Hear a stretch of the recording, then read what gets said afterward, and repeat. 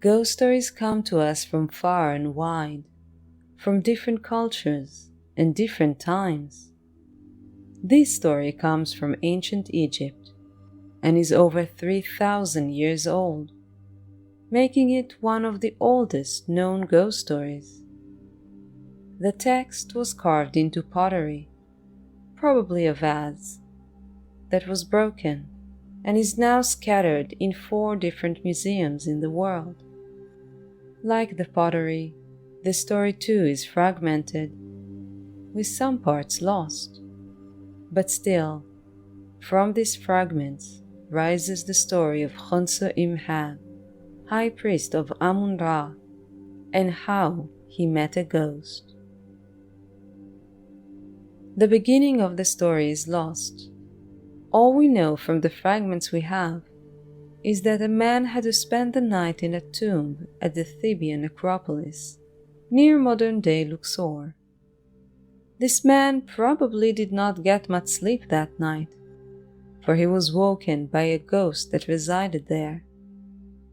The man did the only thing he could think of, and came to Khonsuemheb, telling him of the lost spirit in the tomb. Khonsuemheb crossed the Nile to the place the spirit was seen at, and had everything prepared for its summoning.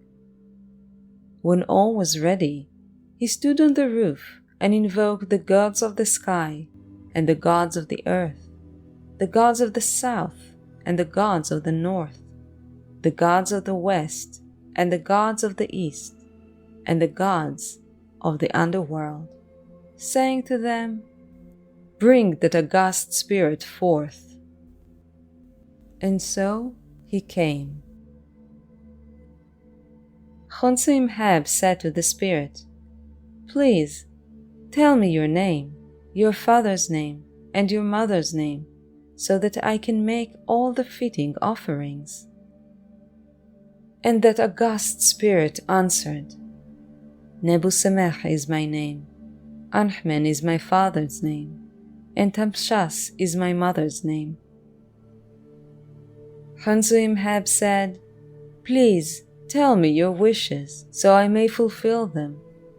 I will build a new tomb for you, with a coffin of Sisyphus wood and gold, and all that befits one of your position." The spirit answered mournfully, "There is no heat in one who is exposed in winter winds, for one who is hungry without food.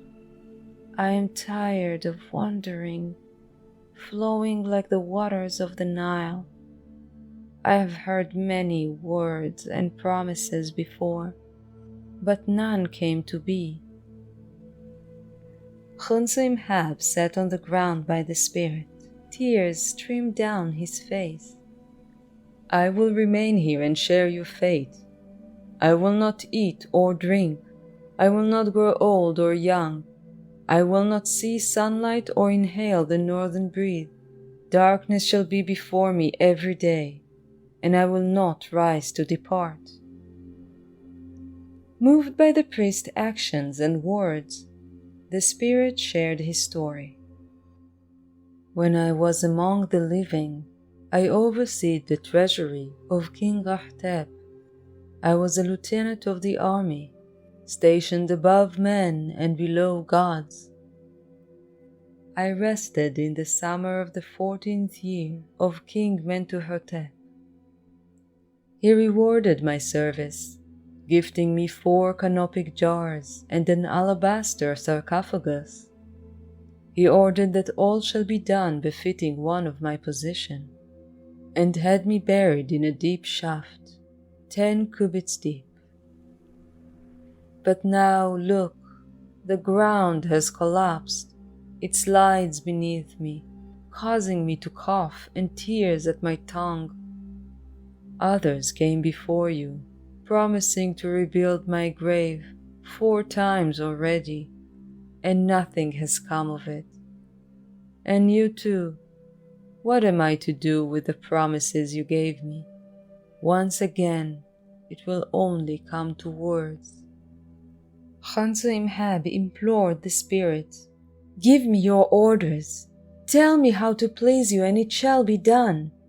I will send 5 men servants and 5 maiden servants, a total of 10, to pour libation waters for you, and have a sack of wheat offered for you daily. I will have the director of offerings pour libations for you as well." But the spirit of Nebuchadnezzar seemed still in despair. "What use is in such actions?" he asked. "Does a tree not grow with sunlight? Does it not sprout leaves? My garden was abandoned behind the gate. The stone deteriorated, collapsed." The text breaks here, and we do not know how the conversation ended. All we have are a few more fragmented sentences, suggesting that Khonsuemheb sent 3 men to find a suitable place to build a new tomb for Nebuchadnezzar. And seemingly, they have returned with good news. They have found a place in Deir el-Bahri, where the temple of King Mentuhotep II stands, and where the name of Nebuchadnezzar can endure for eternity. The end of the story is lost to us. Perhaps one day more pottery fragments will be found, and we will have a complete story. But until then, we can imagine Khonsuemheb and his men descending into the abandoned grave of Nebuchadnezzar, digging him out of the rubble and bringing him to his new home.